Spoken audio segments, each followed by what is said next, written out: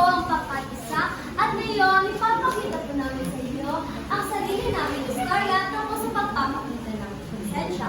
Sa isang barangay sa Jensen, mayroong dalawang mag-asawang pinangalan ng Aling Ces at Ginoong Mark. Sila ay palagiyang nag-aaway dahil sa pagbibisyo ng kanyang asawa si Mark. Mayroon silang dalawang anak na pinangalan ng Hannah at Ryan.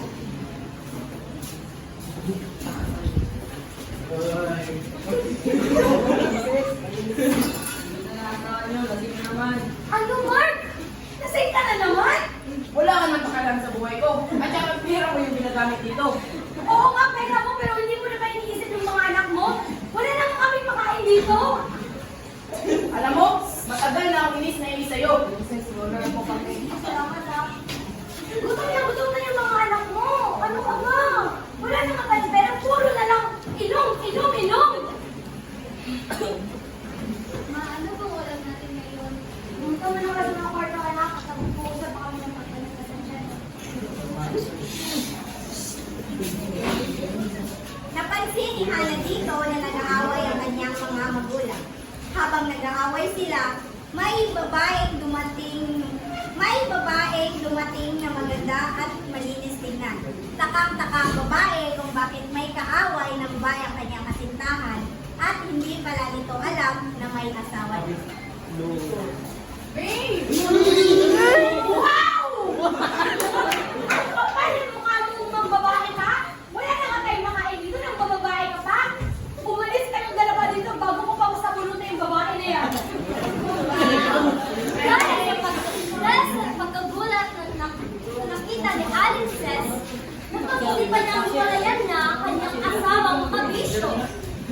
Makalipas ang ilang araw, unti-unting naubusan ng pera si Aling Ces upang tusgan sa kanyang pamilya. Umabot na nga sa punto sa isipan niyang magnakaw.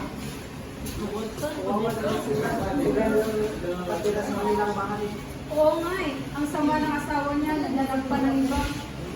Eh, paano na pangarawan ng ganyan? Eh, walang trabaho si Aling Ces.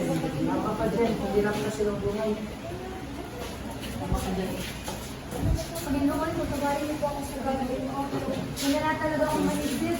Gutom na yung mga anak ko. Hoy! Hindi ko talaga kaya. Hoy! Ano sa tingin mo ang ginagawa mo? Teka lang po, magpapaliwanag ako.